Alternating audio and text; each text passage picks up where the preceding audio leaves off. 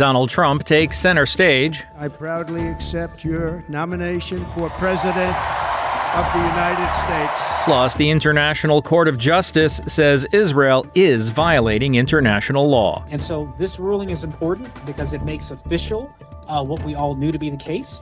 But its true importance will only exist if Western nations, in particular the United States, reacts to the ruling by forcing the Israeli government to end the occupation. And later, an attack on Tel Aviv. Evan Gershkovich is found guilty, and President Zelenskyy addresses the British cabinet.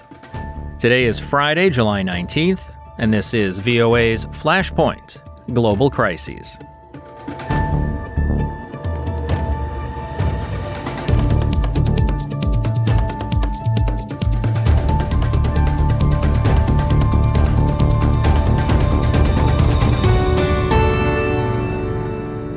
Good evening, I'm Steve Karish in Washington. We'll get to our top story in a moment, but first, a global computer issue is disrupting businesses around the world. Banks, hospitals, airports, media outlets, and other services that people rely on have had massive service interruptions on Friday. Problems are persisting hours after Microsoft said it was fixing an issue that affects access to Microsoft 365 apps and services. Experts believe the issue behind the outage is indeed a technical problem and not a security incident or a cyber attack. However, experts also caution that global outages like this are increasingly possible as the world relies on software from a small handful of providers.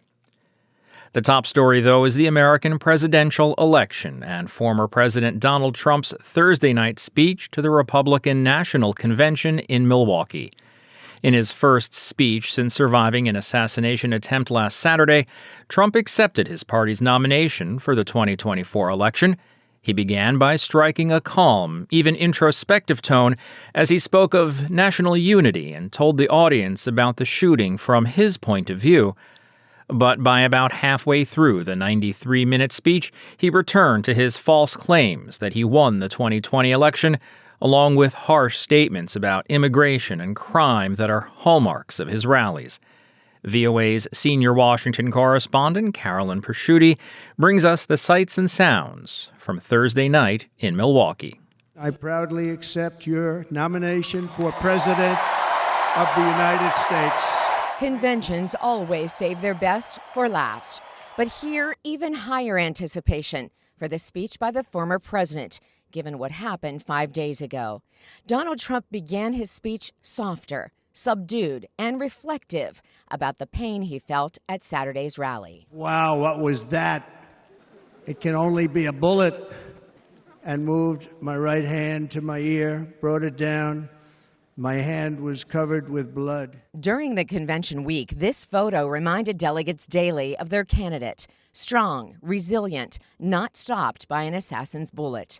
He promised that strength to extend overseas. Trump said neither the war in Ukraine nor the Israel-Hamas conflict would have happened on his watch. A growing specter of conflict hangs over Taiwan, Korea, the Philippines, and all of Asia, and our planet is teetering on the edge of World War III, and this will be a war like no other war because of weaponry. He wrote his speech weeks prior, but now obvious changes, much more religious, given how close he came to death. I stand before you in this arena only by the grace of Almighty God. A convicted felon with 34 counts against him, Trump accused the Biden administration of weaponizing the justice system, creating high inflation, and opening the border to drugs and criminals.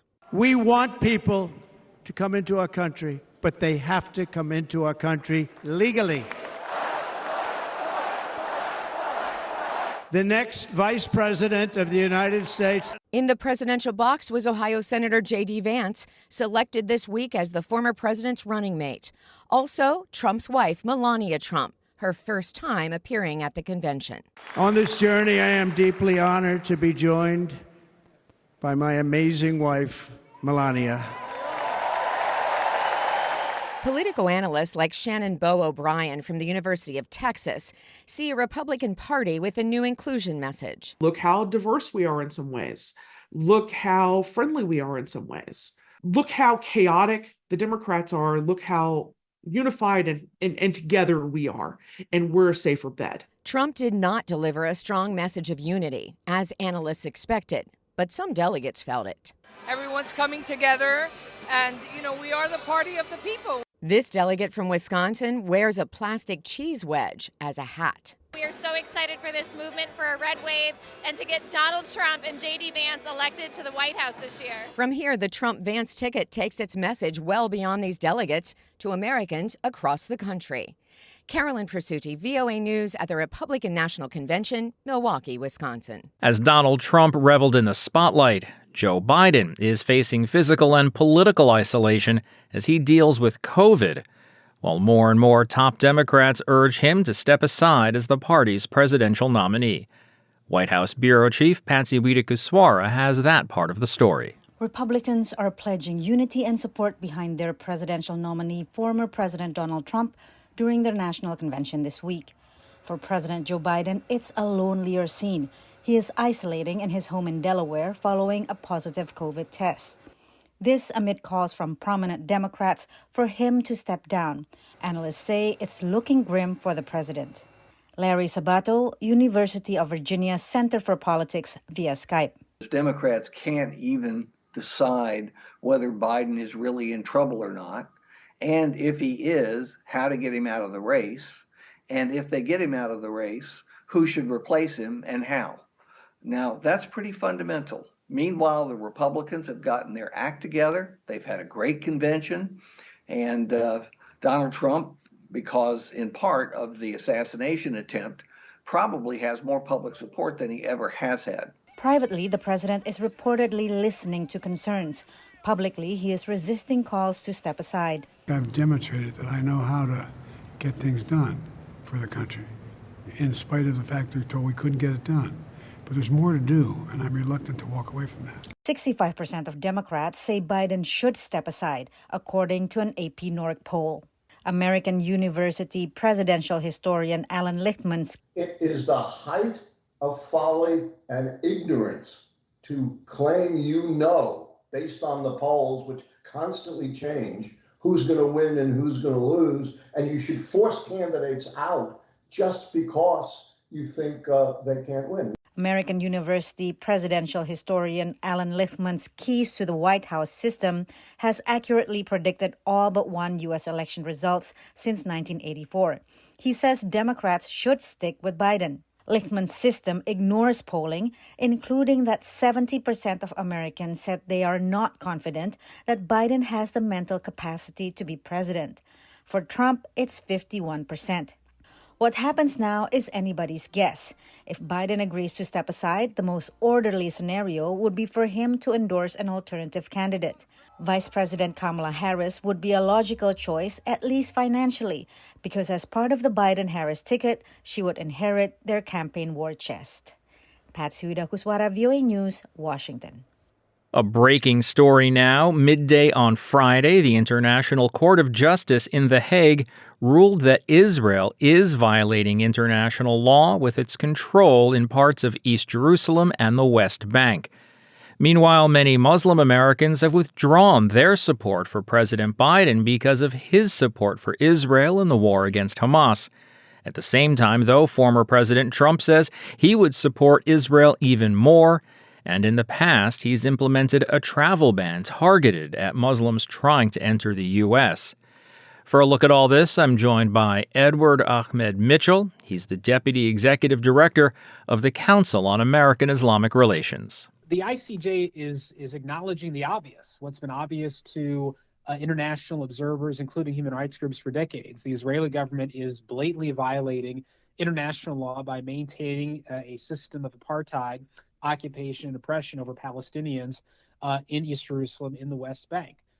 It is illegal. It's been illegal since the war in 1967, and yet it has continued with support from the United States. And so this ruling is important because it makes official what we all knew to be the case, but its true importance will only exist if Western nations, in particular the United States, reacts to the ruling by forcing the Israeli government to end the occupation. Well, what does stopping the occupation look like? The official position of the United States is that it supports a two-state solution, an Israeli government governing territory pre-1967 and the Palestinian state governing territory pre-1967 with land swaps in between.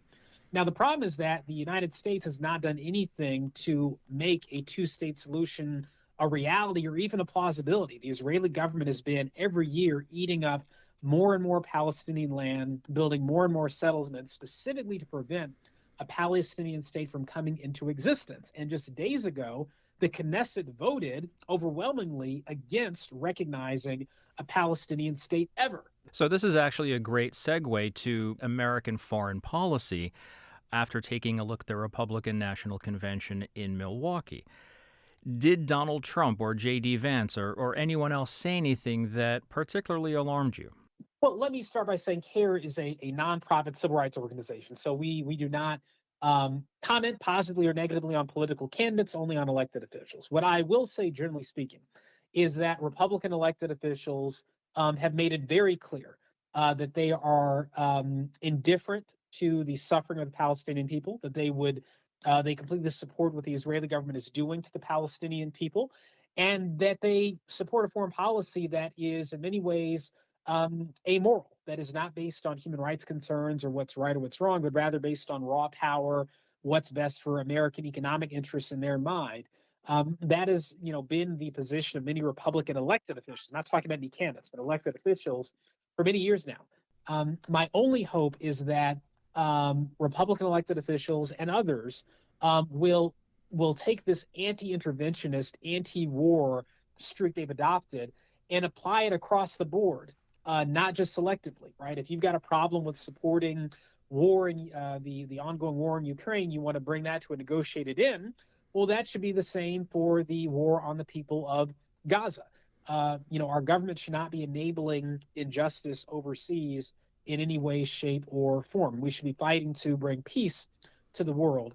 One thing that struck me about J.D. Vance's speech is that he said his support for Israel was derived from his Christian faith and not necessarily any kind of political ideology.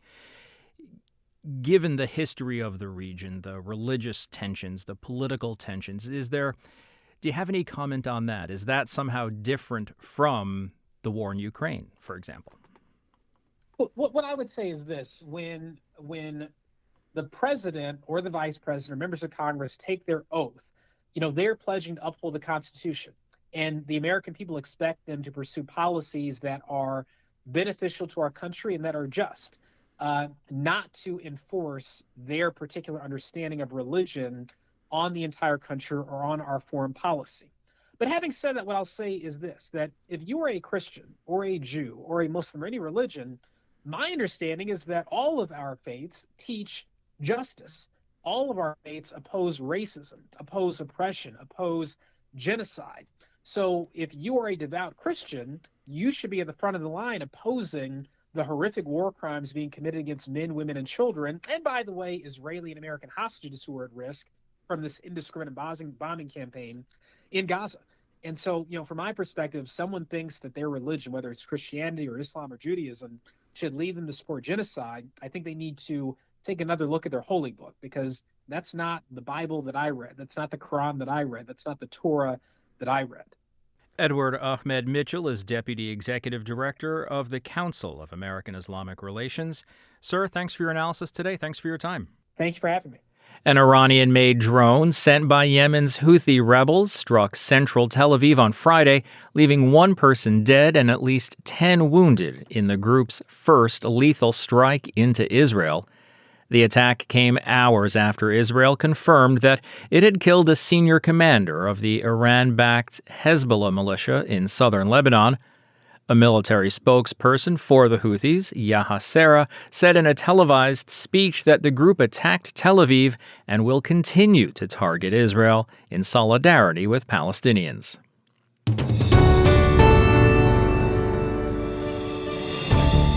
You're listening to Flashpoint Global Crises from the Voice of America.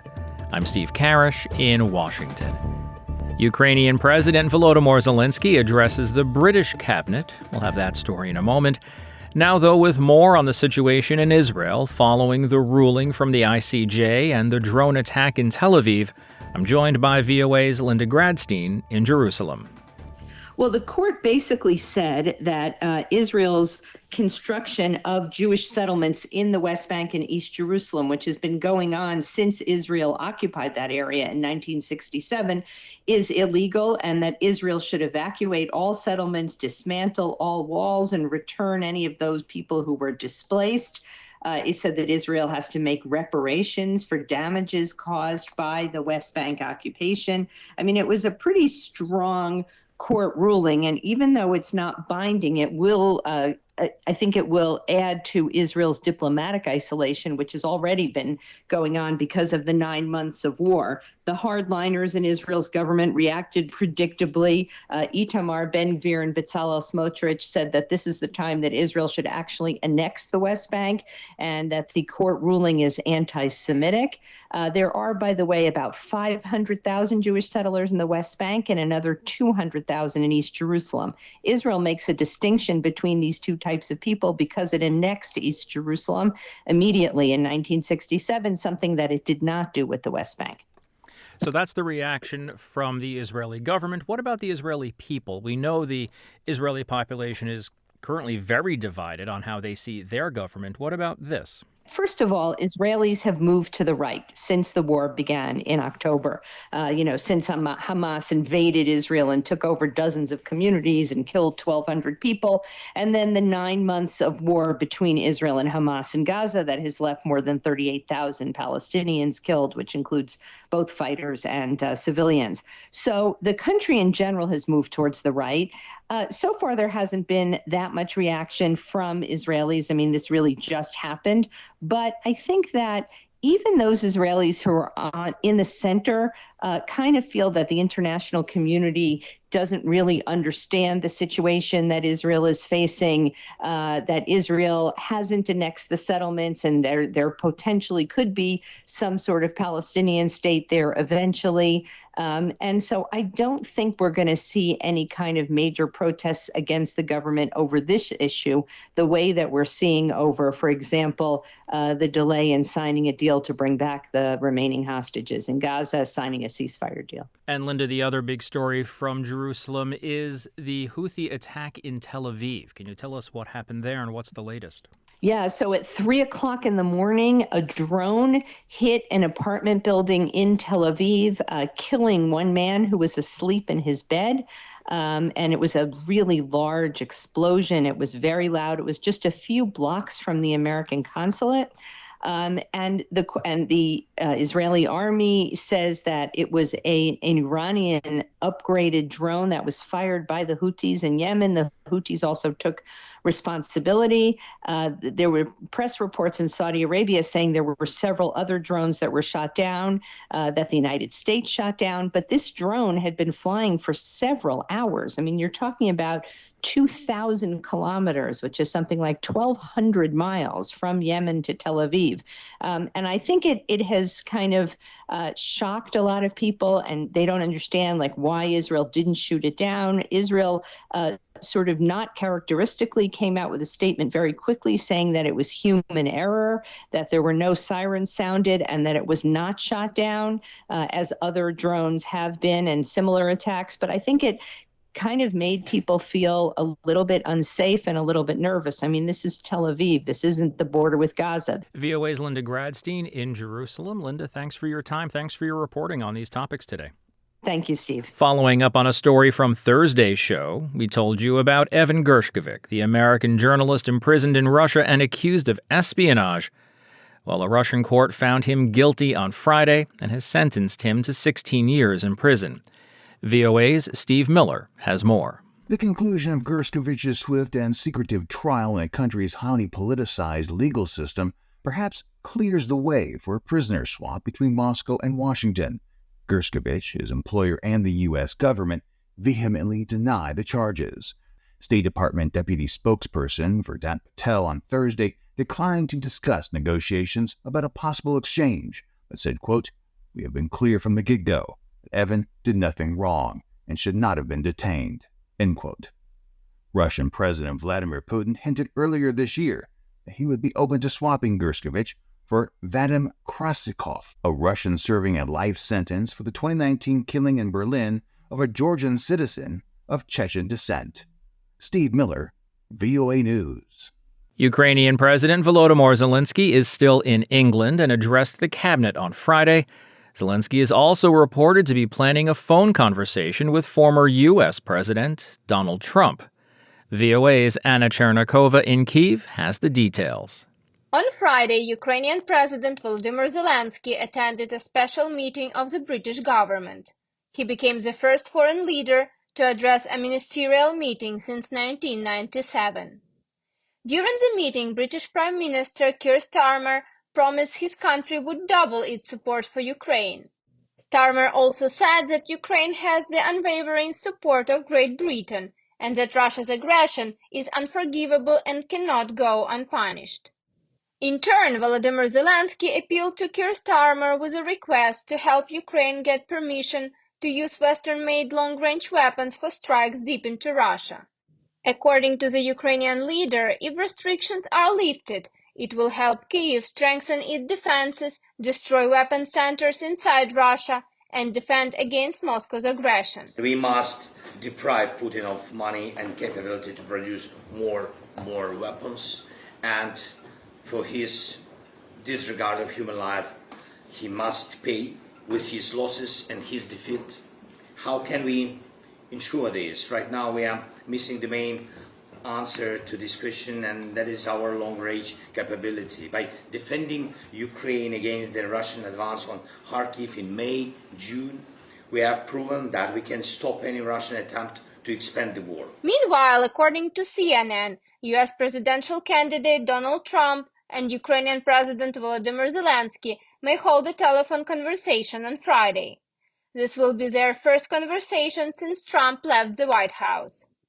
Trump has repeatedly said he could end the war in Ukraine in one day, but it remains unclear how he intends to do so. Recently, Trump stated that he would have told the Kremlin ruler Vladimir Putin never enter Ukraine. Trump's staff said that the priority of his potential second term as U.S. president would be to end the war between Russia and Ukraine as soon as possible. During his recent speech at the Republican convention, Trump mentioned Ukraine, saying that the world is on the verge of World War III and promised to change the situation again without saying how.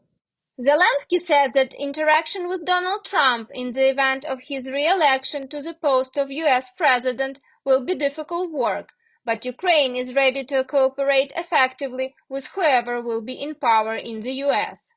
A previous phone call between Trump and Zelenskyy led to Donald Trump's first impeachment, as it appeared to many that Trump tried to withhold aid to Ukraine until Zelenskyy could send him information to use against the Biden family. Anna Chernikova, VOA News, Kyiv. And that's going to wrap it up for today. There's more VOA coverage 24 hours a day on our website, voanews.com, and across our social media platforms. On behalf of everyone here at VOA, thanks for listening. Until next week, I'm Steve Karish.